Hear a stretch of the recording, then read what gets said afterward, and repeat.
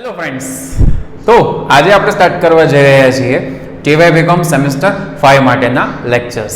Semester 4ની exam નહીં લેવાય એ લગભગ હવે કમ્પ્લીટલી ફાઇનલ થઈ ગયું છે. તો વિધાઉટ વેસ્ટિંગ ટાઈમ આપણે સ્ટાર્ટ કરીએ છીએ સેમેસ્ટર 5નું સિલેબસ. લાઈક સેમેસ્ટર 3 જેમ આપણે વાત કરીએ છીએ દર વખતે કે કોલેજ સ્ટાર્ટ થાય એના પહેલાં 25% સિલેબસ આપણે કમ્પ્લીટ કરતા હોઈએ છીએ. Same with TY BCom semester 5નું સિલેબસ પણ લગભગ 25% જેવું આપણે કમ્પ્લીટ કરવું જ પડતું હોય છે, કારણ કે ટીવાય બીકોમ સેમેસ્ટર 5નું સિલેબસ કાફી લેન્ધી છે. મેઇનલી એના જે બે અકાઉન્ટ્સ છે, quite lengthy syllabus we have in the semester. તો આપણે આજથી જ સ્ટાર્ટ કરીએ છીએ બંને અકાઉન્ટ્સ. તો પહેલાં આપણે આજના લેક્ચરમાં બંને અકાઉન્ટનો કમ્પ્લીટ સિલેબસ ડિસ્કસ કરવાના છીએ. એક એક ચેપ્ટરના મિનિંગ પ્રોપરલી આપણે સિમ્પલ લેંગ્વેજમાં સમજવાના છીએ. એટલે આ વિડીયો કમ્પ્લીટ થાય એટલે બધા જ સ્ટુડન્ટ્સનો એક કમ્પ્લીટલી માઇન્ડ ક્લિયર થઈ ગયું હશે કે ભાઈ સેમેસ્ટર 5ની અંદર બંને અકાઉન્ટ્સની અંદર અમે શું સ્ટડી કરવા જવાના છીએ. તો ચલો સ્ટાર્ટ કરીએ without wasting time the discussion and meaning of all the chapters of the accounts of semester 5. TY BCom semester 5માં ટોટલ સબ્જેક્ટ તો 7 જ છે. એમાં પ્રેક્ટિકલ જે સબ્જેક્ટ છે એ આપણા 3 છે, જેમાં એક છે અકાઉન્ટ 7 આપણે એને કહીશું, બીજું છે એકાઉન્ટ 8 અને થર્ડ છે સ્ટેટિસ્ટિક્સ યાની કે આંકડાશાસ્ત્ર. તો આ 3 આપણા પ્રેક્ટિકલ સબ્જેક્ટ છે, જેમાંથી આપણે આજે બંને અકાઉન્ટ્સ દેટ ઇઝ એકાઉન્ટ 7 અને એકાઉન્ટ 8નું કમ્પ્લીટ સિલેબસ ડિસ્કસ કરવા જઈ રહ્યા છીએ. ચલો સ્ટાર્ટ કરીએ છીએ. સૌથી પહેલાં અકાઉન્ટ 7. તો આ અકાઉન્ટનું આખું જે નામ તમે સિલેબસમાં અગર જોશો તો એનું નામ આ પ્રમાણે છે: financial cost and management account, નાણાકીય પડતર અને સંચાલકીય હિસાબો, અકાઉન્ટ 7 જેને આપણે કહીએ છીએ. ઓબ્વિયસલી 4 યુનિટ્સ છે સિલેબસની અંદર. તો વન બાય વન બધા યુનિટ્સ અને એમાં કેટલા ચેપ્ટર્સ આવે છે એ બધા ચેપ્ટર્સ, એનું વેઇટ અને એનું મિનિંગ આપણે વિથ એક્ઝામ્પલ પ્રોપરલી સમજીએ. ચલો તો સ્ટાર્ટ કરીએ છીએ. યુનિટ 1 અકાઉન્ટ 7ની અંદર પહેલો જે યુનિટ છે જે છે એક જ ચેપ્ટર કન્ટેન કરે છે આ યુનિટ, જેનું નામ છે પ્રોસેસ એકાઉન્ટ, પ્રક્રિયાના હિસાબો 1, પ્રોસેસ એકાઉન્ટ 1. ચાલો તો આનું ડિસ્કશન લઈએ છીએ. શું છે આ પ્રોસેસ એકાઉન્ટ? જુઓ, સેમેસ્ટર 3ની અંદર આપણે કોસ્ટ એકાઉન્ટ રિલેટેડ અમુક ચેપ્ટર સ્ટડી કરી આવ્યા. લાઈક યુનિટ કોસ્ટિંગ તમે સ્ટડી કર્યું, એકમ પડતર જેને કહેવાય છે. કઈ કંપની પોતાની પડતરની ગણતરી યુનિટ કોસ્ટિંગથી કરે છે? તો એ કંપની જે આખા યરની અંદર એક જ ટાઈપની વસ્તુ બનાવે છે, રાઈટ છે. પછી તમે સ્ટડી કરી આવ્યા જોબ કોસ્ટિંગ સેમેસ્ટર 4ની અંદર, રાઈટ ને. યુનિટ કોસ્ટિંગ પણ સેમ 4માં હતું. જોબ અને બેચ કોસ્ટિંગ જે આપણે સ્ટડી કરી આવ્યા, આમાં જોબ કોસ્ટિંગનો કન્સેપ્ટ આમ હતું કે ભાઈ જે કંપની કસ્ટમરના ઓર્ડર પ્રમાણે ઉત્પાદન કરતી હોય, ઉત્પાદન કંપની એમ કરે કે જેમ ગ્રાહકને જોઈએ છે, તો એ પ્રમાણે અગર કંપની પ્રોડક્શન કરતી હોય તો એવી કંપનીઓ પોતાની પડતરની ગણતરી જે છે એ જોબ કોસ્ટિંગથી કરે છે. પછી ઘણા બધા ચેપ્ટર્સ હતા લાઈક કોન્ટ્રાક્ટ કોસ્ટિંગ, રાઈટ, આપણે સેવા પડતર, બરાબર છે. તો આ બધા ચેપ્ટર્સ આપણે સ્ટડી કરી આવ્યા. એ જ રીતે સેમેસ્ટર 4ની અંદર કોન્ટ્રાક્ટ કોસ્ટિંગ, ઓપરેટિંગ કોસ્ટિંગ, કરાર, સેવા પડતર, દરેક અલગ અલગ જુઓ પ્રોડક્શન કરતી કંપનીઓ છે, પોતાની અલગ અલગ મેથડ્સથી પ્રોડક્શન કે ઉત્પાદન કરતી હોય, તો એ પ્રમાણે એમની જે પ્રમાણે એમને અનુકૂળ રહેશે એ પ્રમાણે પોતાની પડતરની ગણતરી કરશે, પોતાની કોસ્ટને રેકોર્ડ કરશે. તો આ બધા ચેપ્ટર્સ જે હું બોલી ગયો આપણે સ્ટડી કરી આવ્યા. યુનિટ કોસ્ટિંગ આપણે બોલ્યા, એકમ પડતર, કોન્ટ્રાક્ટ કરારના હિસાબો, ઓપરેટિંગ કોસ્ટિંગ, સેવા પડતર, જોબ કોસ્ટિંગ, બેચ કોસ્ટિંગ, આ બધું આપણે સ્ટડી કર્યું. તો એ જ પેટર્નને અગર હું આગળ વધારું તો મારી જે કંપની છે એ આ પદ્ધતિથી કોસ્ટિંગ રાખે છે, પડતરની ગણતરી કરે છે. હવે તમે કહેશો કે સર શું કામ આટલી બધી મેથડ છે એ નહીં ને આ જ પદ્ધતિ શું કામ? તો હું એક એક્ઝામ્પલથી તમને સમજાવીશ. જો પહેલા એક સિમ્પલ વાત કે જે કંપની પોતાનું જે વસ્તુનું ઉત્પાદન કરતી હોય એ અલગ અલગ પ્રોસેસમાં કરતી હોય ને, પ્રક્રિયા અલગ અલગ થતી હોય. એક વસ્તુ બનાવવા માટે એક વસ્તુ બનાવવા અલગ અલગ 3 પ્રક્રિયાઓ કરવી પડે છે, માની લ્યો. તો આ પ્રકારની જે કંપનીઓ છે એ કંપનીઓ પોતાની પડતરની ગણતરી કરશે આ પદ્ધતિથી. ચલો એક પરફેક્ટ એક્ઝામ્પલથી હું તમને સમજાવીશ. માની લ્યો કે મારી કંપની કોકોનટ ઓઇલ બનાવે છે, નાળિયેરનું તેલ બનાવે છે. તો જુઓ ફ્રેન્ડ્સ, નાળિયેરનું તેલ બનાવવાની અગર પ્રેક્ટિકલ વાત કરીએ તો એની 3 પ્રોસેસ એને કરવી પડે. સૌથી પહેલાં જે નાળિયેર હોય, રાઈટ, કોકોનટ, એને ક્રશ કરવો પડે, એને ભૂકો કરવો પડે, જેમાંથી તેલ મળશે, કાચો તેલ મળશે. તો પહેલો પ્રોસેસ ક્રશિંગ, રાઈટ. હું તમને આ એક્ઝામ્પલથી સમજાવું છું. ફર્સ્ટ પ્રોસેસ આપણે કરી ક્રશિંગ, ભૂકો કરવાની પ્રક્રિયા.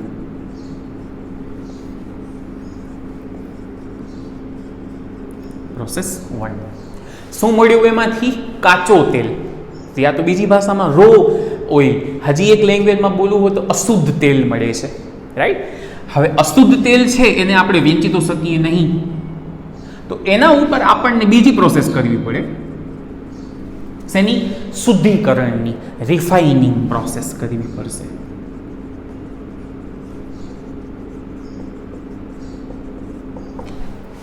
રાઈટ છે.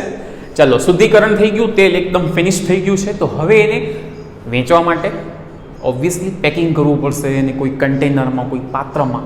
તો ત્રીજી પ્રક્રિયા થઈ, આમાંથી વસ્તુ નીકળી જે હવે ત્રીજી પ્રોસેસમાં જઈ રહી છે.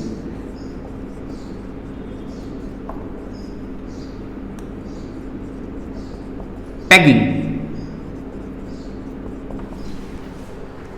રાઈટ છે. તો શું તમે જોયું? ક્રશિંગ આપણે કર્યું સૌથી પહેલા.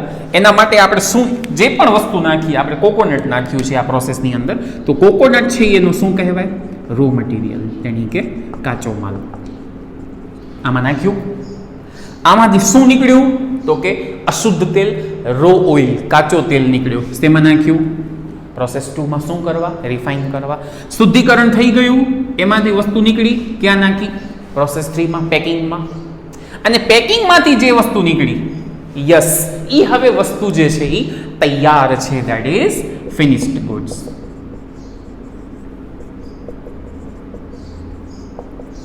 તો મારી કંપની આ પ્રકારનું પ્રોડક્શન કરે છે, તો હવે મારી કંપનીને પડતર તો ગણવી પડશે ને કે ભાઈ કેટલાનો માલ તૈયાર થયો, ગુડ્સ છે, ફિનિશ્ડ ગુડ્સ કેટલાનો નીકળ્યો, એની કોસ્ટિંગ કેટલામાં મને પડ્યો, હું કેટલામાં સેલ કરું. તો એ બધાના જે આ બધા ડિસિઝન લેવા માટે, ફાઇન્ડ કરવા માટે, રેકોર્ડ કરવા માટે આ મેથડનો યુઝ થશે, પ્રોસેસ એકાઉન્ટિંગ 1. તો આ ચેપ્ટરની અંદર હું તમને શું શીખવાડીશ?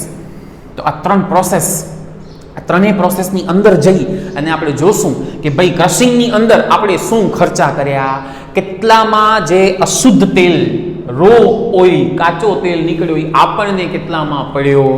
તો થોડું હજી ડેપ્થમાં જઈને હું તમને સમજાવું.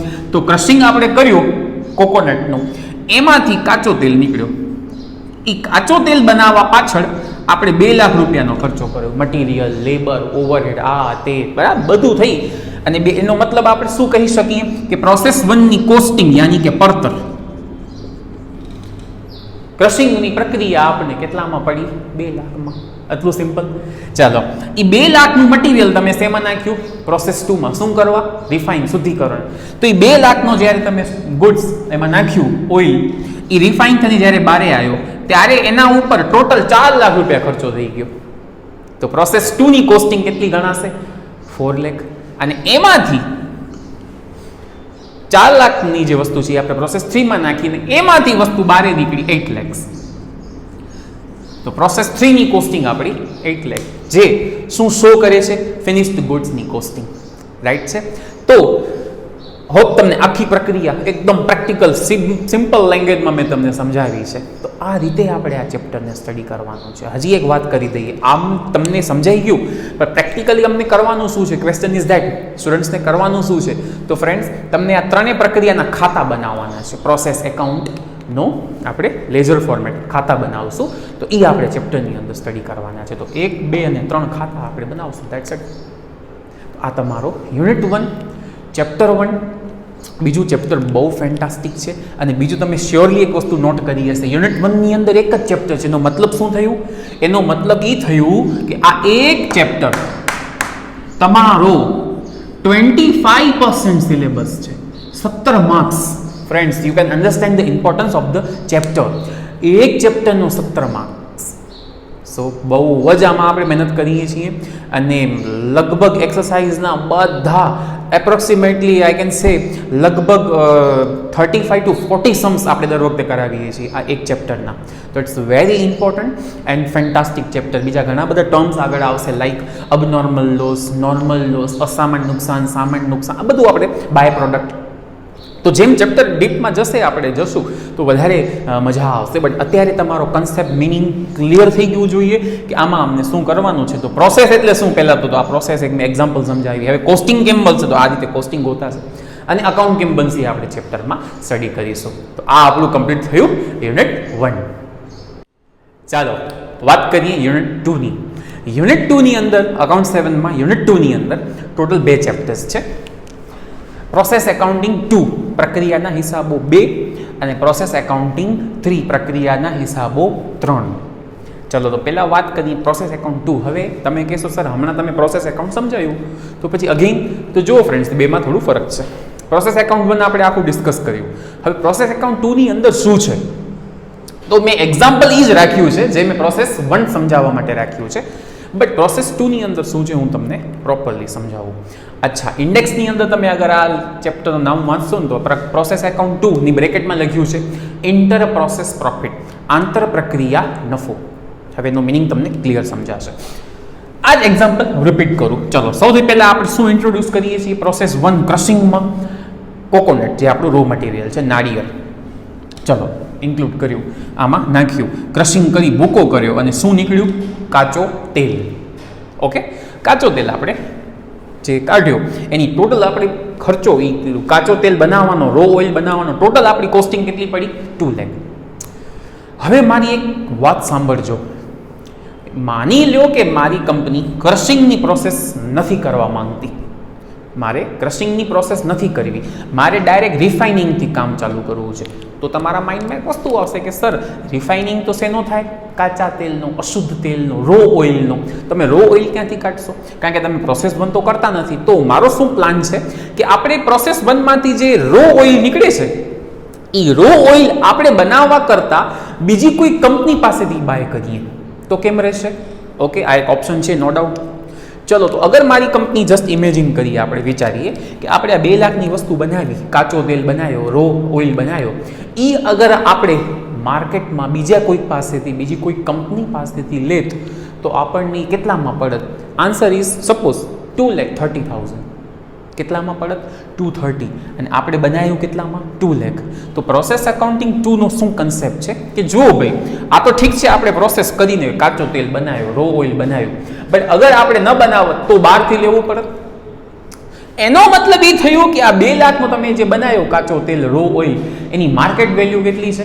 230. તો આપણે નોર્મલી આમાંથી વસ્તુ 2 લાખની કાઢીને આમાં કેટલાની નાખીએ? 2 લાખની વસ્તુ આમાં નાખીએ એમ બોલાય. બટ પ્રોસેસ એકાઉન્ટ 2 નો કન્સેપ્ટ એમ કહે છે કે ભાઈ 2 લાખની પડતર છે, કોસ્ટ છે, એને 2 લાખમાં શો ન કરો પ્રોસેસ 2માં, તો એમાં પ્રોફિટ એડ કરો. કારણ કે અગર આ વસ્તુ બહારથી લે તો તમને મોંઘી પડે. તો પ્રોસેસ એકાઉન્ટિંગ 1 માંથી જે વસ્તુ 2 લાખની નીકળી એ પ્રોસેસ 2 માં હું ઇન્ટ્રોડ્યુસ કરીશ, નાખીશ, તો એની વેલ્યુ કેટલી શો કરીશ? 2,30,000. દલીલ તમે બધા સમજી ગયા? શું દલીલ છે? રાઈટ ને? કે અગર આપણે આ બહારથી લેત તો 2 લાખમાં ન પડે, તો એની સાચી વેલ્યુ, માર્કેટ વેલ્યુ અગર જોઈએ તો એ 230 છે. તો આમ તમે શું જોયું? તમે પડતરમાં નફો એડ કર્યો. એટલે આ ચેપ્ટરનું નામ પ્રોસેસ એકાઉન્ટિંગ 2 બ્રેકેટમાં ઇન્ટર પ્રોસેસ પ્રોફિટ. 2 પ્રોસેસ વચ્ચે પ્રોફિટ તમે એડ કર્યો. સેમ વે પ્રોસેસ 2 માંથી 4 લાખનો આપણે શુદ્ધ તેલ યાની કે રિફાઇન ઓઇલ કાઢ્યું છે. તો એ 4 લાખમાં આપણે ઇન્ટ્રોડ્યુસ નહીં કરીએ પ્રોસેસ 3 માં, એમાં પણ આપણે શું કરશું? પ્રોફિટ એડ કરશું. કારણ કે બારેથી અગર લેત તો એની વેલ્યુ એટલી હોત એ કન્સેપ્ટ સાથે. તો 460 નું આમાં આપણે એડ કર્યું. રાઈટ ને? સેમ વે આમાંથી જે વસ્તુ નીકળી એમાં પણ પ્રોફિટ એડ થઈને સેલ થાય ઓબ્વિયસલી. તો ઇન્ટર પ્રોસેસ, આ 2 પ્રોસેસ વચ્ચે જે માલ છે એમાં પ્રોફિટ એડ કરીને આપણે આગળ લઈ ગયા. આમાંથી જે નીકળીને આમાં ગયો એમાં પણ પ્રોફિટ એડ કરીને લઈ ગયા. તો કન્સેપ્ટ પ્રોસેસ 1 નું જ, ખાલી આ એક વસ્તુ એડ કરાવીશ. કયા ચેપ્ટરની અંદર? Process accounting 2. તો આ ચેપ્ટરનું કન્સેપ્ટ. અને અહીંયા તમને શું કરવાનું છે? અગેઇન 3 પ્રક્રિયા, 3 પ્રોસેસના તમને અકાઉન્ટ્સ બનાવવાના છે. રાઈટ છે?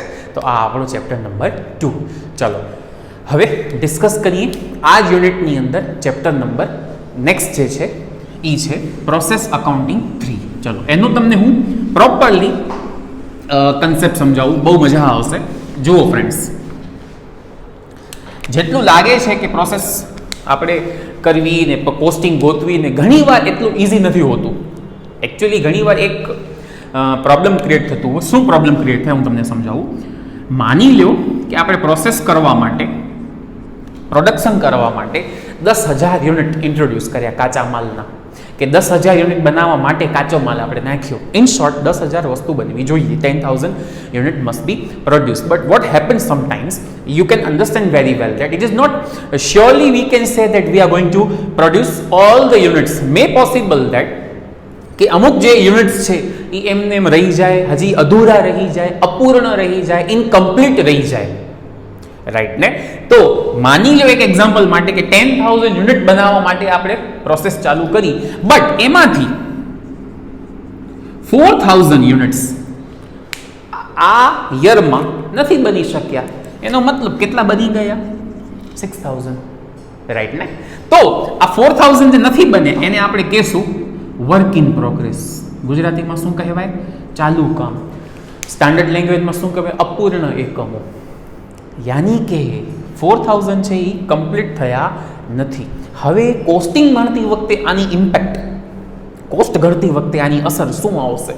કારણ કે આ વસ્તુ કેવી હોય, વર્ક ઇન પ્રોગ્રેસ ફ્રેન્ડ્સ કેવું હોય હું તમને સમજાવું. કોઈ પણ પ્રોડક્ટ પાછળ આપણે નોર્મલી 3 ખર્ચા કરીએ. મટીરિયલ કરીએ છીએ વસ્તુ બનાવવા માટે, મજૂરી યાની કે લેબર કરીએ, અને ઓવરહેડ યાની કે પરોક્ષ ખર્ચા કરતા હોઈએ. હવે આમાં શું થતું હોય છે ઘણીવાર કે 4,000 વસ્તુ તમે બનાવી ને, એમાં મટીરિયલનો ખર્ચો પૂરેપૂરો થઈ ગયો છે, મજૂરી 50% જ આપણે ચૂકવી છે, મતલબ હજી અડધી મજૂરી કામ બાકી છે, અને સેમ વે ઓવરહેડ જો જોઈએ પરોક્ષ ખર્ચ તો એ પણ 50% જ થયા છે. તો તમે સમજો, થોડું કોમ્પ્લિકેટેડ તમને લાગશે કે વર્ક ઇન પ્રોગ્રેસની અંદર પણ એવું નથી કે બધા વર્ક ઇન પ્રોગ્રેસ અડધો જ કામ થયું છે, એવું નથી. મટીરિયલનું કામ પૂરું થઈ ગયું છે, લેબર અડધી થઈ ગઈ છે, ઓવરહેડ અડધી થઈ ગઈ છે. તો આ સિચ્યુએશનમાં આ લેવલ ઉપર આવીને હવે કોસ્ટિંગ ઉપર શું એની અસર આવશે, યા તો એમ કહું કે પડતર કેમ ગણાશે, એ હું તમને શીખવાડીશ પ્રોસેસ એકાઉન્ટ 3ની અંદર. પૂર્ણ એકમોની ગણતરી કરવાની હશે કે ભાઈ મટીરિયલ છે તો કેટલા એકમ ઉપર મટીરિયલ બધું પતી ગયું છે, કેટલા યુનિટ્સ ઉપર લેબર બધું પતી ગયું. તો એ આપણે ડેપમાં જઈશું જ્યારે ચેપ્ટર સ્ટાર્ટ કરશું. બટ અત્યારે તમારું concept clear. Process 1, process account 2 અને process account 3. Process account 1 is a very simple concept કે ભાઈ પ્રોસેસીસ છે એની કોસ્ટ ગણવી છે. Process 2 is also very simple, એમાં આંતર પ્રક્રિયા નફો એડ કરીએ.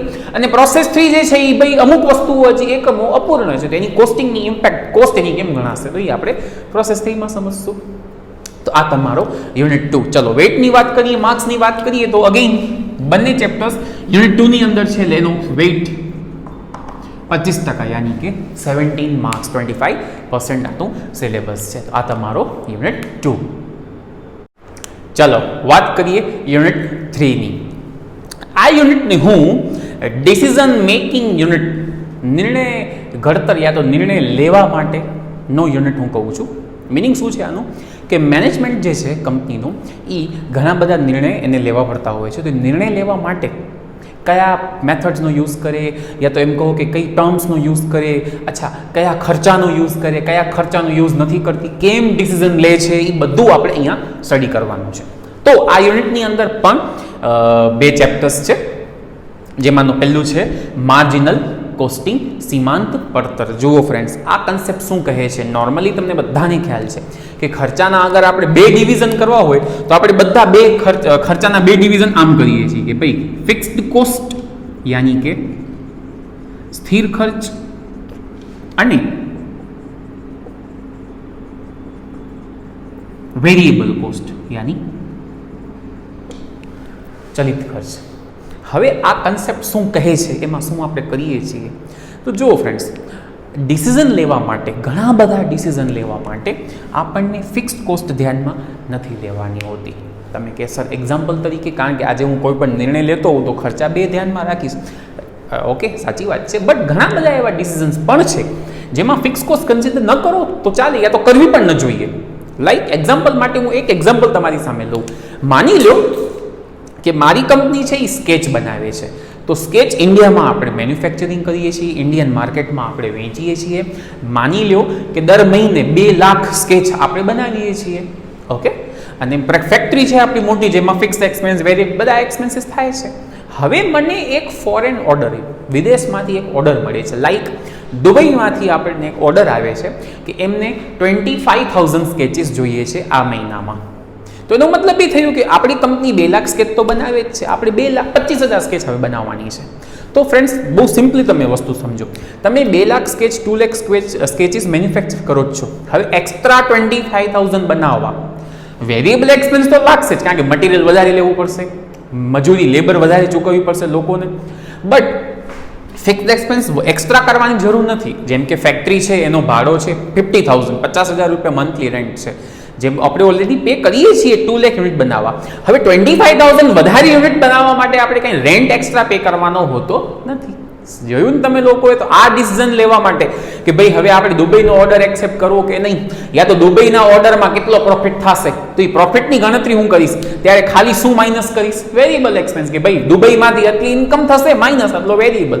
ફિક્સ એક્સપેન્સ હું માઇનસ કરીશ નહીં, કારણ કે એ ડિસિઝન દુબઈના ઓર્ડરને ફિક્સ એક્સપેન્સ સાથે કોઈ રિલેશન નથી. તો લાઈક ધેટ ઘણા બધા એવા ડિસિઝન છે જેમાં ફિક્સ કોસ્ટ ઇગ્નોર થાય છે, અને આ કન્સેપ્ટ પણ એ જ કહે છે. નામ જ છે માર્જિનલ કોસ્ટ, સીમાંત પડતર. સીમાંત એટલે ચલિત પડતર. તો ચલિત પડતરનો ઉપયોગ કરીને આપણે ઘણી બધી રેશિયોઝ ગોતવાના હશે, ઘણી બધી ટર્મ્સ ફાઇન્ડ કરવાની હશે ચેપ્ટરની અંદર, ને અમુક કાઇન્ડ ઓફ ડિસિઝન્સ પણ આવશે. લાઈક કી ફેક્ટર કરીને એક કોન્સેપ્ટ આવશે આમાં, ચાવીરૂપ પરિબળ. ચાવીરૂપ પરિબળનો મતલબ શું થાય કે ભાઈ મારી કંપની સ્કેચ બનાવે છે, સ્કેચ બનાવવા માટે મારી પાસે મટીરિયલ છે એ ઓછું છે, અને મારી કંપની 3 પ્રકારની સ્કેચ બનાવે છે. હવે પ્રોબ્લેમ શું થઈ ગઈ છે? મટીરિયલ છે ઓછું. તો તમને આ ટાઈપના સમ આવશે આ ચેપ્ટરમાં કે ભાઈ તમે ફાઇન્ડ કરો તો કે એક્સ, વાય અને ઝેડ 3 પ્રકારની સ્કેચમાંથી સૌથી વધારે પ્રોફિટ કઈ સ્કેચ પાછળ થાય છે, તો આપણે એ જ બનાવીએ કારણ કે મટીરિયલ ઓછું છે.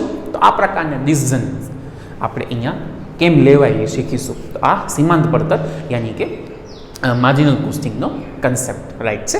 ચલો વાત કરીએ 5th ચેપ્ટરની. તો ફ્રેન્ડ્સ આ જે ચેપ્ટર છે યુનિટ 3 ની અંદર સેકન્ડ ચેપ્ટર જે છે એ કમ્પ્લીટલી થિયોરી ચેપ્ટર છે, જેની અંદર ડિસિઝન લેવા માટે જ્યારે કંપનીમાં મેનેજમેન્ટ અમુક ડેટાબેઝ યુઝ કરે ત્યારે એ લોકોને અમુક ટર્મ્સના મિનિંગ ખબર હોવી જોઈએ, અમુક કોસ્ટના મિનિંગ ખબર હોવી જોઈએ. તો અહીંયા કને જો ચેપ્ટરનું નામ જ શું છે? Different terms.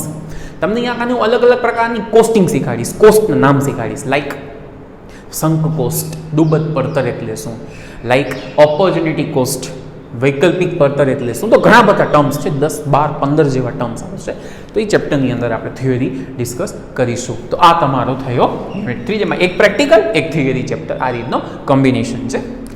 અગર વેઇટની વાત કરીએ તો અગેન ઓબ્વિયસલી 25% સિલેબસ 2 ચેપ્ટરનું છે, અને માર્કિંગની વાત કરીએ તો 18 માર્ક્સ આ 2 ચેપ્ટરના કમ્બાઈન થઈને પેપરની અંદર હોય છે. તો આ તમારો unit 3. Okay, let's discuss the last unit of account 7, that is unit 4.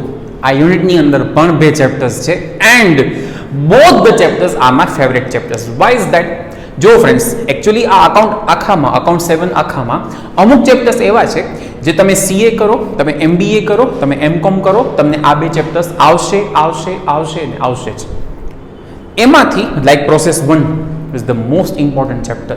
Like that, amalgamation, absorption, સંયોજન ને સમાવેશ, બહુ ફેબ્યુલસ ચેપ્ટર્સ છે, રાઈટ. અને એના પહેલા આપણે જે ડિસ્કસ કર્યું માર્જિનલ કોસ્ટિંગ, ફ્રેન્ડ્સ એ ચેપ્ટર તમને લોકોને તમે MCOMમાં પણ એ ચેપ્ટરનો કન્સેપ્ટ 2 વાર આવે છે યુઝ, એટલે બહુ ઇમ્પોર્ટન્ટ ચેપ્ટર છે. તો આ બંને chapters you can say CIPCC લેવલના ચેપ્ટર્સ છે.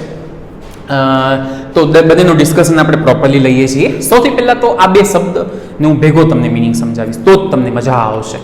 જુઓ ફ્રેન્ડ્સ, આજે હું એમ કહું કે 2 કંપનીનું એમલ્ગેમેશન થયું, 2 કંપનીનું સંયોજન થયું, 2 કંપનીનો સમાવેશ થયું, તો આનું મિનિંગ શું નીકળે છે? ધ્યાન દેજો, બહુ મજા આવશે. માની લો ફોર એક્ઝામ્પલ 2 કંપની છે, A લિમિટેડ અને B લિમિટેડ. આજે બંને કંપનીઓ નક્કી કરે છે કે આપણે A અને B બંધ કરીએ, અને ભેગા થઈને શું કંપની નામ નાખી દઈએ, ફ્રેમ કરી નાખી નવી કંપની C. A અને B નું અસ્તિત્વ મટી જશે, અને બંને કંપની મર્જ થઈને હવે નવી કંપની કઈ બની જશે? C limited. આ એક એક્ઝામ્પલ, જો હું નામ પછી કહું તમને. એક બીજું એક્ઝામ્પલ લઈએ, 2 કંપની છે, A limited, B limited. B limited વિચારે છે A લિમિટેડ સાથે કે ભાઈ આપણે B લિમિટેડનું અસ્તિત્વ મટાવી નાખીએ અને બંધ કરી નાખીએ, અને એને શેમાં સમાવી લઈએ? A લિમિટેડની અંદર. મતલબ B કંપની હવે બંધ થઈ જશે, અને B કંપની છે એ પણ આજથી શું કહેવાશે? A limited. તો હવે આ બંને તમે એક્ઝામ્પલ બહુ સિમ્પલી સમજ્યા કે ઓકે સર અમે સમજી ગયા અહીંયા બે ભેગી થઈને ત્રીજી કંપની બનાવે અને અહીંયા બે કંપનીમાં એક કંપની બીજામાં સમાઈ જાય. હવે આ બેનો વર્ડિંગ સમજજો, નામ. આ પ્રોસેસને કહેવાય એમલ્ગેમેશન, યાની કે સંયોજન. ઓકે, અને આ પ્રોસેસને કહેવાય અબ્ઝોર્પ્શન, યાની કે સમાવેશ. તો આ આપણા બંને ચેપ્ટર્સ. બંને એમ કહેવું ખોટું નથી, practically account wise, working wise, journal entries, બરાબર, ઈ વ્યૂ પોઈન્ટથી બંને ચેપ્ટર્સ લગભગ એકબીજાને મળતા આવે છે, ઓલમોસ્ટ સેમ છે. હવે આ વાત સિમ્પલ. હવે તમે આમાં અમને કરવાનું શું છે, સ્ટુડન્ટ્સને કરવાનું શું છે? તો જુઓ ફ્રેન્ડ્સ, બંને ચેપ્ટરની અંદર તમને કરવાનું શું છે? તમને કરવાની છે ગણતરી, કેલ્ક્યુલેશન્સ, રાઈટ? કે આજે એ કંપની બી કંપની બંધ થઈ નવી કંપની સીમાં સમાઈ જાય છે, તો એ કંપનીની નેટ અસેટ કેટલી હતી, બી કંપનીની નેટ અસેટ કેટલી હતી, એક્સેટ્રા બધી ગણતરીઓ. પછી જર્નલ, જે નવી કંપની ફ્રેમ થઈ એ પોતાની બુક્સમાં જર્નલ લખશે, આમ નોંધ ઈ કેમ લખાય. નવી કંપની પોતાનું હવે નવું બેલેન્સ શીટ, પાકું સર્વ્યુ કેમ બનાવશે, એ તમને હું શીખવાડીશ. જૂની કંપની જે બંધ થઈ એ પોતાના અકાઉન્ટ્સમાં ખાતા બનાવશે, લેજર્સ બનાવશે, લેજર એકાઉન્ટ્સ બનાવશે પોતાના બુક્સમાં, તો એ કેમ બનશે? સેમ અહીંયા પણ આ જે કંપની છે એ પોતાના જર્નલ, કારણ કે હવે ટેકનિકલી બી તો બંધ થઈ ગઈ, તો જે અસ્તિત્વમાં છે અત્યારે એ કંપની પોતાની જર્નલ, કેલ્ક્યુલેશન, બેલેન્સ શીટ કેમ બનાવશે. જૂની કંપની છે એ પોતાના લેજર એકાઉન્ટ, ખાતા કેમ બનાવશે, બધું આપણે આ ચેપ્ટરમાં સ્ટડી કરીશું. તો આ બે ચેપ્ટરનો કન્સેપ્ટ એટલું જ છે કે ભાઈ આનો મિનિંગ વર્ડનો તો એ આપણે છે. હવે વેઇટની વાત કરીએ તો અગેન 25% સિલેબસ કવર કરે છે આ બે ચેપ્ટર અને 18 માર્ક્સનો પેપરની અંદર વેઇટ છે. ઓકે, તો હોપ તમને અકાઉન્ટ 7 પ્રોપરલી સમજાઈ ગયું. તો કેટલા ચેપ્ટર્સ થયા ટોટલ ચેપ્ટર્સ થયા 7. ચેપ્ટર 1 પ્રોસેસ એકાઉન્ટ 1 જે તમારું યુનિટ 1 માં હતું. યુનિટ 2 ની અંદર બે ચેપ્ટર હતા, પ્રોસેસ 2 અને પ્રોસેસ 3, પ્રક્રિયા 2 અને પ્રક્રિયા 3. યુનિટ 3 ની અંદર પણ બે ચેપ્ટર હતા, માર્જિનલ કોસ્ટિંગ, સીમાંત પડતર અને ડિફરન્ટ ટર્મ્સ, જુદા જુદા શબ્દો. અને યુનિટ 4 ની અંદર પણ બે ચેપ્ટર છે, એમલ્ગેમેશન એન્ડ અબ્ઝોર્પ્શન, સંયોજન અને સમાવેશ. ચાલો, તો હવે સ્ટાર્ટ કરીએ છીએ અકાઉન્ટ 8. તો આ અકાઉન્ટનું પણ નામ એ રીતે જ છે, ફાઇનાન્શિયલ કોસ્ટ અને મેનેજમેન્ટ એકાઉન્ટ 8. ઓકે, નાણાકીય પડતર અને સંચાલકીય હિસાબો 8. આ સબ્જેક્ટની અગર સિલેબસની વાત કરીએ તો યુનિટ વાઇઝ ડિસ્કશન લઈએ તો સૌથી પહેલો જે યુનિટ છે એની અંદર બે ચેપ્ટર્સ છે. એક છે મેનેજમેન્ટ એકાઉન્ટ, સંચાલકીય હિસાબો. તો ફ્રેન્ડ્સ, આ ચેપ્ટર આખું થિયરી છે. તો નામ જ છે મેનેજમેન્ટ એકાઉન્ટ. તો પહેલા તો એટલે શું, સંચાલકીય હિસાબો એટલે શું? તો ફ્રેન્ડ્સ, મેનેજમેન્ટ એકાઉન્ટ એટલે શું? તો જો નામ જ છે મેનેજમેન્ટ, જે એકાઉન્ટ, સિમ્પલ ભાષામાં સમજાવવું, જે અકાઉન્ટ મેનેજમેન્ટને હેલ્પ કરે, જે અકાઉન્ટ સંચાલકોને મદદ કરે. શેમાં? નિર્ણય લેવામાં, કારણ કે સંચાલકોનું કામ જ છે ડિસિઝન લેવું. તો ડેફિનેશન કંઈક આ રીતે થશે કે જે એકાઉન્ટ મેનેજમેન્ટને ડિસિઝન લેવા માટે હેલ્પ કરે એ એકાઉન્ટને શું કહેવાય? Management account. એને કહેવાય સંચાલકીય હિસાબો. તો બહુ લાઇટ મને મિનિંગ છે અને કમ્પ્લીટલી થિયરી છે. એને એડવાન્ટેજ, ડિસએડવાન્ટેજ, ઇમ્પોર્ટન્સ બધું આપણે સ્ટડી કરીશું ઇન ધ ચેપ્ટર. અને સેકન્ડ ચેપ્ટર જે છે financial statements, interpretation and analysis. તો પહેલા તો એક આખા સબ્જેક્ટમાં યાદ રાખજો, હું જ્યારે પણ બોલું ફાઇનાન્શિયલ સ્ટેટમેન્ટ, નાણાકીય પત્રક, તો નાણાકીય પત્રકો બે છે. કેટલા છે? બે. આપણી ભાષામાં પહેલા તમે એને બોલતા ટ્રેડિંગ P&L, વેપાર નફા નુકસાન. ઓકે, એક આ. અને બીજું છે બેલેન્સ શીટ, યાની કે ક્લિયર છે? આ સ્ટેટમેન્ટ જે છે એને ઇન્કમ સ્ટેટમેન્ટ કહેવાય.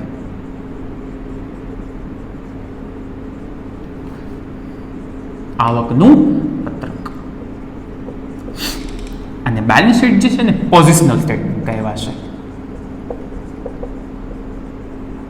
ગુજરાતીમાં આપણે કહીએ છીએ સ્થિતિ દર્શક પત્રક. તો હવે હું જ્યારે પણ બોલું ફાઇનાન્શિયલ સ્ટેટમેન્ટ, તમારા માઇન્ડમાં શું આવે? ટ્રેડિંગ P&L અને બેલેન્સ શીટ, બે આઇટમ એટલે ફાઇનાન્શિયલ સ્ટેટમેન્ટ. તો આ ચેપ્ટરની અંદર શું સ્ટડી કરવાનું છે?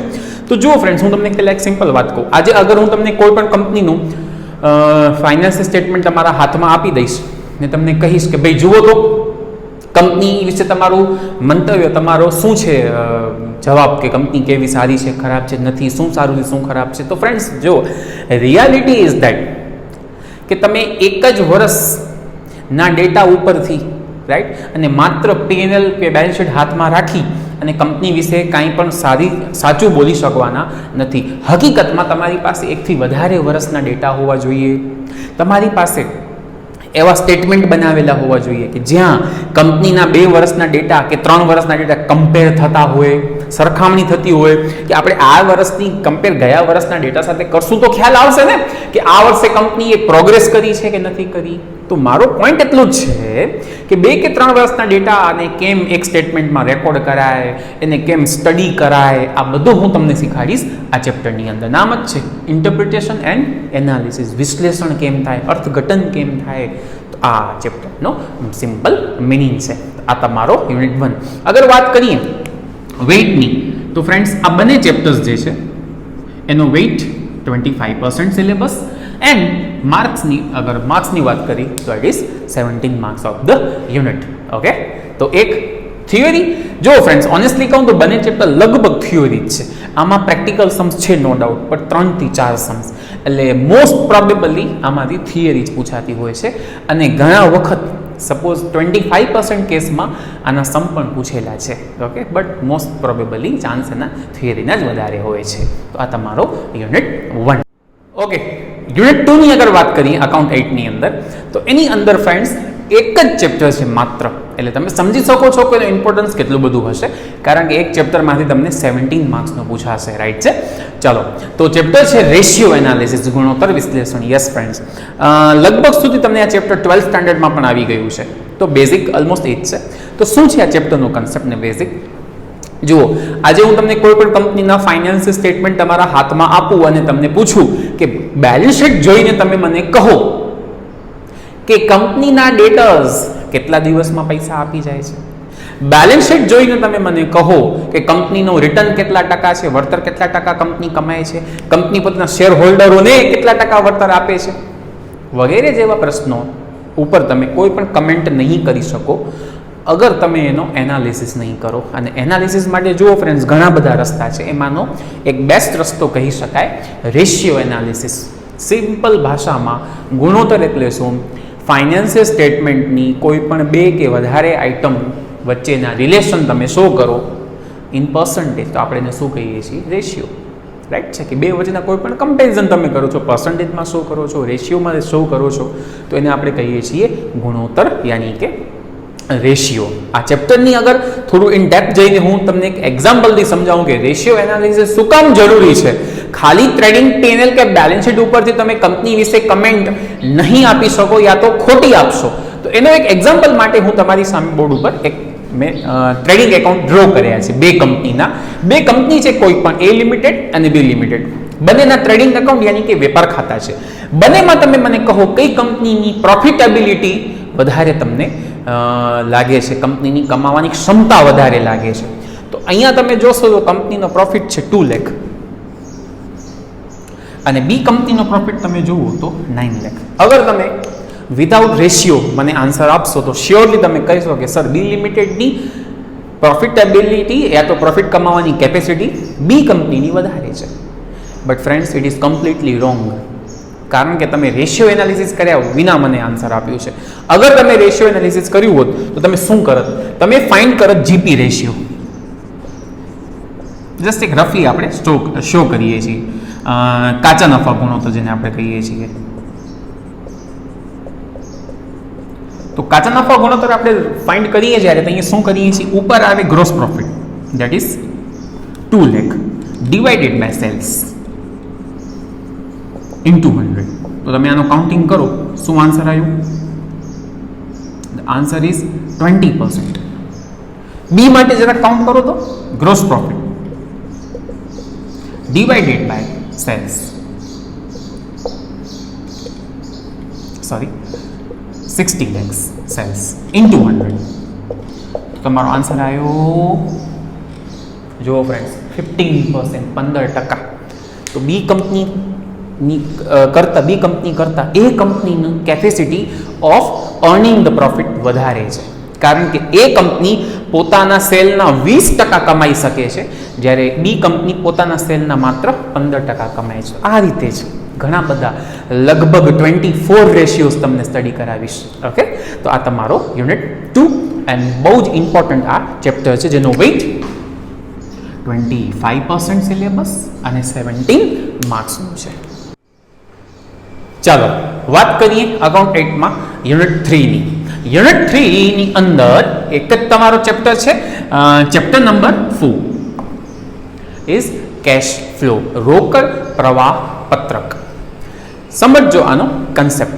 જુઓ ફ્રેન્ડ્સ, બધાને ખબર છે કે ભાઈ સોલ પ્રોપ્રાઇટર હોય, એકાકી વેપારી, પાર્ટનરશિપ ફોર્મ હોય, ભાગીદારી પેઢી કે કંપની હોય, દરેક માટે cash is a very sensitive item, very sensitive particular. કારણ કે કેશ મેનેજ કરવી પડે, કેશનું ધ્યાન રાખવું પડે, આપણી પાસે કેશ લિમિટથી ઓછી ન થઈ જવી જોઈએ, અધરવાઇઝ આપણી વર્કિંગ કેપિટલ ઓછી થઈ જશે, તો આપણે જે ડેઇલી ટ્રાન્ઝેક્શન્સ છે, જે ઓપરેશન્સ છે, અટકી પડશે. રાઈટ, એટલે ટૂંકમાં ઓછી કેશ ન હોવી જોઈએ આપણી પાસે લિમિટથી. અચ્છા, લિમિટથી વધારે કેશ પણ રાખવાનું કોઈ મિનિંગ નથી, કારણ કે અગર વધારે તમે રાખો છો તો એની જગ્યાએ તમે બીજે ક્યાંક ઇમ્પ્લિમેન્ટ કરીને વધુ કમાઈ શકશો. ટૂંકમાં તમને કેશ મેનેજ કરવી પડશે. તો કંપની પોતાનો કેશ મેનેજ કરવા નોર્મલી હું તમને બે અહીંયા કને શો કરું. કંપની પોતાનું કેશના મેનેજમેન્ટ માટે, કેશ ઉપર ધ્યાન રાખવા માટે, બરાબર છે, બે રસ્તા અપનાવી શકે છે. એમાંનો એક આ ચેપ્ટર જે છે એ હું લખીશ રોકડ પ્રવાહ પત્રક,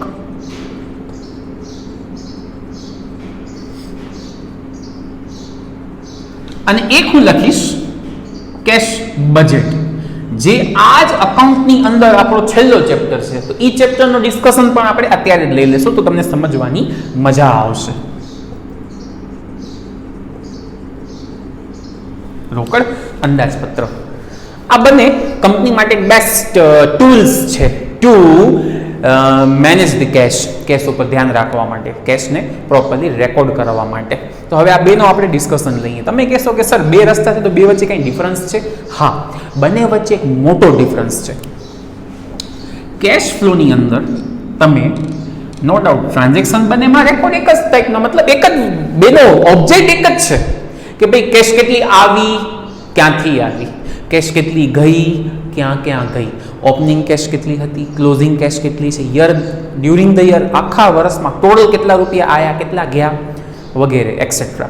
તો હવે બે વચ્ચેના ડિફરન્સની અગર વાત કરું તો સૌથી પહેલાં તો કેશ ફ્લો સ્ટેટમેન્ટ છે ને એ હિસ્ટોરિકલ ડેટા રેકોર્ડ કરે છે. હિસ્ટોરિકલ મતલબ ઐતિહાસિક, જૂના, ગયા વર્ષના રેકોર્ડ ડેટા થશે અહીંયા, અને એક આખું સ્ટેટમેન્ટ બનાવશું આખા વર્ષનો, આખા યરનો સ્ટેટમેન્ટ બનશે. ઓકે, તો કેશ ફ્લો સ્ટેટમેન્ટની વાત કે ભાઈ ભૂતકાળના જે પાસ્ટ ડેટા છે ગયા વર્ષના, એના ઉપરથી આપણે સ્ટેટમેન્ટ બનાવીએ કે ભાઈ ક્યાં ક્યાં કેશ ગઈ, ક્યાં ક્યાં કેશ આવી, ક્યાંથી કેશ આવી.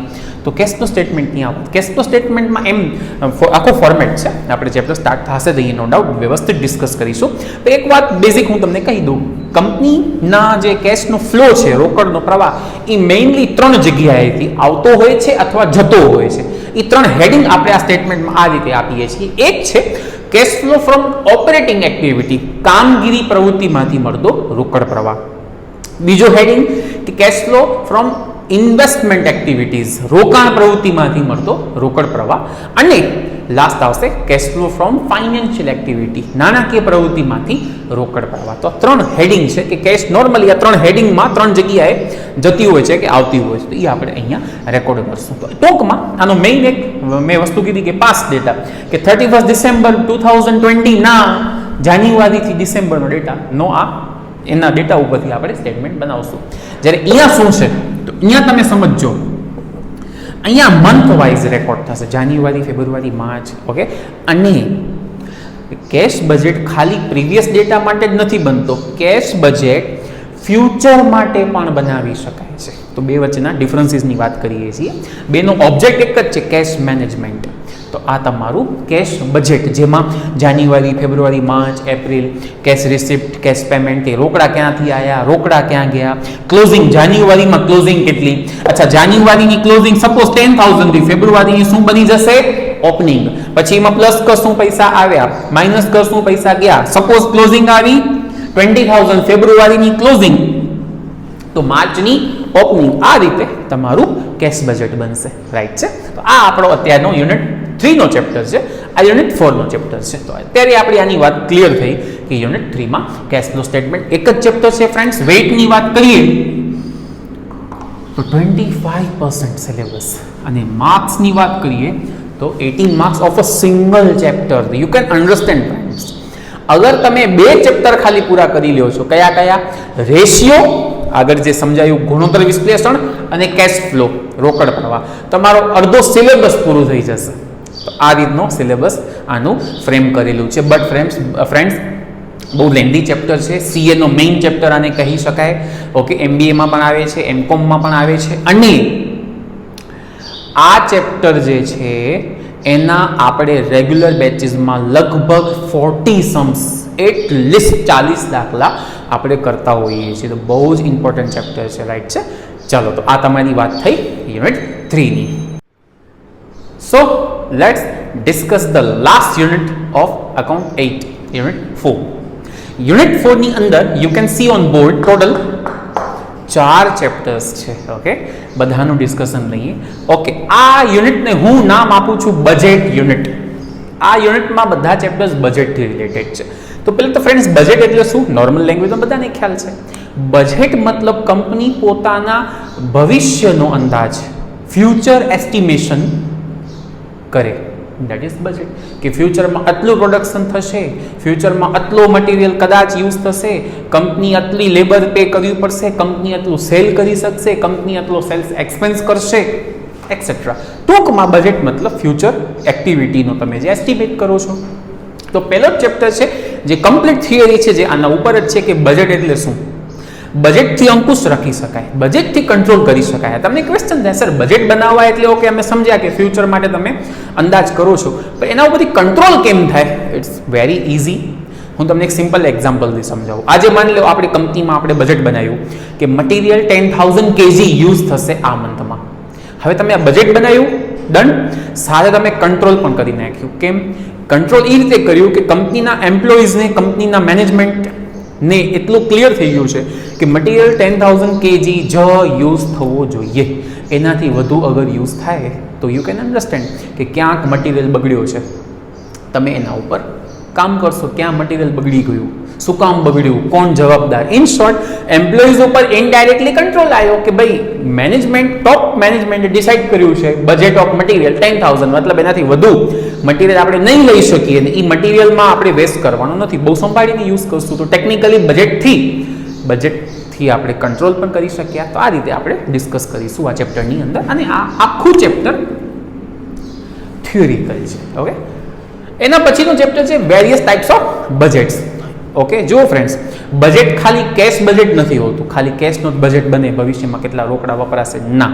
કંપનીની અંદર દરેક એક્ટિવિટીનો બજેટ બને છે.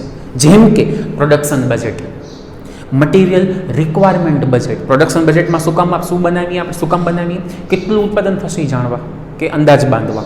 મટીરિયલ રિક્વાયરમેન્ટ, કેટલો મટીરિયલ જોઈશે, મટીરિયલ પરચેસ, કેટલો મટીરિયલ નવો ખરીદવો પડશે. સેલ્સ બજેટ, કેટલો કંપની સેલ કરી શકશે. સેલ્સ એક્સપેન્સ બજેટ, કંપનીને કેટલો સેલ્સ એક્સપેન્સ કદાચ કરવો પડશે. ટૂંકમાં લગભગ દરેક એક્ટિવિટી માટે બજેટ છે. તો ચેપ્ટરનું નામ જ છે અને પ્રેક્ટિકલ ચેપ્ટર છે. નાના સમ્સ હશે એના અલગ અલગ. આ બધા જે હું નામ બોલી ગઈ, બધા સમના ટાઈપ્સ છે કે પ્રિપેર પ્રોડક્શન બજેટ તમને કહેશે તો પ્રોડક્શન બજેટનો સમ. ઇન શોર્ટ, આ રીતે અલગ અલગ બજેટ આપણે બનાવશું. થર્ડ છે થિયોરી ચેપ્ટર છે. આખું નામ છે ઝીરો બેઝ બજેટ. ઇંગ્લિશમાં એને બોલાય છે શોર્ટમાં ZBB, શૂન્ય આધારિત અંદાજપત્ર. શું છે આ? જુઓ ફ્રેન્ડ્સ, બજેટ બનાવવાના નોર્મલી બે રસ્તા છે. નંબર 1, તમે ગયા વર્ષનો ડેટા જુઓ. ગયા વર્ષે મટીરિયલ કેટલો વપરાણો હતો, 1 લાખ kg. એના ઉપરથી આશરો બાંધીએ કે આ વખતે કદાચ 1,20,000 વપરાશે. તમે ગયા વર્ષના ડેટા ઉપરથી એક્સપેક્ટ કર્યું કે હવે આ આમ થશે. તો આને કહેવાય જૂનવાણી અંદાજપત્ર, ટ્રેડિશનલ બજેટ, જૂની સિસ્ટમ. બટ ફ્રેન્ડ્સ, હવે એક નવી સિસ્ટમ પણ લોકો ઇમ્પ્લિમેન્ટ કરે છે કંપનીઓ, જેનું નામ છે ઝીરો બેઝ. જુઓ, હમણાં જે મેં એક્ઝામ્પલ આપ્યો એમાં તમે ગયા વર્ષને બેઝ બનાવ્યો, ગયા વર્ષ ઉપરથી તમે બજેટ બનાવ્યો. બટ ઝીરો બેઝ બજેટ શું કહે છે કે તમે કોઈ બેઝ ન લો, જૂના યરને મૂકી દો. તમે હમણાં રિસર્ચ કરો, કંપનીની અંદર ફરો, રિસર્ચ કરો પ્રોડક્શનનું કે કેટલું પ્રોડક્શન થઈ શકશે, કેટલું કરવું જોઈએ, કેટલું ન કરવું જોઈએ, એના ઉપર તમે લોકો સર્ચ કરો, રિસર્ચ કરો કે કેટલું મટીરિયલ જોઈશે, લાઈક દેટ. તો કોઈ બેઝ નથી અહીંયા લેવાનો, નવા એકદમ નવેસરથી આપણને રિસર્ચ કરીને ગોતવાનું છે. અચ્છા, ખાલી એટલું જ નહીં, ZDPમાં શું છે કે એક આ વાત, બીજું કે ઓપ્શન્સ પણ વિચારવાના કે કંપની અત્યારે જે મટીરિયલ યુઝ કરે છે કદાચ થોડોક એક્સપેન્સિવ છે, તો શું આપણે એની જગ્યાએ બીજો કોઈ મટીરિયલ યુઝ કરી શકીએ. તો આ ટાઈપના એનાલિસિસ રિસર્ચ કરવાના હોય છે. તો આ એક મેથડ છે જેને કહેવાય છે ઝીરો બેઝ બજેટ. તો એનું ડિસ્કશન પણ આપણે ચેપ્ટરમાં ઇન ડેપ્થ લેશું, બટ આખું થિયોરી ચેપ્ટર છે. અને લાસ્ટ આપણી વાત કેશ બજેટની થઈ ગઈ છે. મંથ વાઇઝ તમે એના સમ્સ જોશો ને તો મંથ વાઇઝ જાન્યુઆરી, ફેબ્રુઆરી, માર્ચ એમ બજેટ બને કે ભાઈ કેટલી ઇન્કમ આવશે, કે ક્યાં કેશ રિસિપ્ટ હશે, ક્યાં કેશ પેમેન્ટ હશે, મંથની ક્લોઝિંગમાં કેટલી કેશ બચશે, જે મંથની જાન્યુઆરીની ક્લોઝિંગની, ફેબ્રુઆરીની ઓપનિંગ. તો એ મેં એક્ઝામ્પલ સાથે તમને લાસ્ટ યુનિટની એક્સપ્લેનેશનમાં જ સમજાયું. તો આ તમારો 4th ચેપ્ટર. ઓકે, તો એક યુનિટની અંદર 4 ચેપ્ટર છે. અગર વેઇટની વાત કરીએ તો 25% સિલેબસ અને 18 માર્ક્સ. ઓકે, તો આ થયું તમારું અકાઉન્ટ 8નું કમ્પ્લીટ ડિસ્કશન. હોપ તમને બંને એકાઉન્ટ્સ પ્રોપરલી સમજાઈ ગયા છે. Okay, target is very clear. આપણે 25% બંને એકાઉન્ટના સિલેબસ કમ્પ્લીટ કરી દઈશું. નેક્સ્ટ વિડીયોથી જ આપણે સ્ટાર્ટ કરવા જઈ રહ્યા છીએ પ્રોસેસ એકાઉન્ટ 1. યસ ફ્રેન્ડ્સ, બહુ important chapter, CA, MBA, MCOM બધામાં ચેપ્ટર આવશે અને આ ચેપ્ટર 25% સિલેબસ કવર અપ કરશે એક ચેપ્ટર. તો બહુ મહેનત આપણે કરવાની છે. અને જેમ સેમેસ્ટર 3માં અમે લોકોએ વોટ્સએપ ગ્રુપમાં PDF હોમવર્ક મોકલ્યા, સ્ટુડન્ટ્સે રિસ્પોન્સ આપ્યા, અમે ચેક કર્યા, એ રીતે જ આપણે સેમ 5માં પણ વર્કિંગ કરશું. ચલો સ્ટાર્ટ કરીએ છીએ આ બધું હવે વર્કિંગ. હાલ માટે આ વિડીયોમાં આટલું રાખીએ છીએ. બંને જ સબ્જેક્ટ તમારા ક્લિયર થઈ ગયા છે. પ્રોપરલી વિડીયો 1 વાર 2 વાર જોઈ લેજો. બધા જ ચેપ્ટરના મિનિંગ તમને પ્રોપરલી ક્લિયર હોવા જોઈએ. મળીએ નેક્સ્ટ વિડીયોમાં. સ્ટાર્ટ કરશું process account 1. Thank you so much.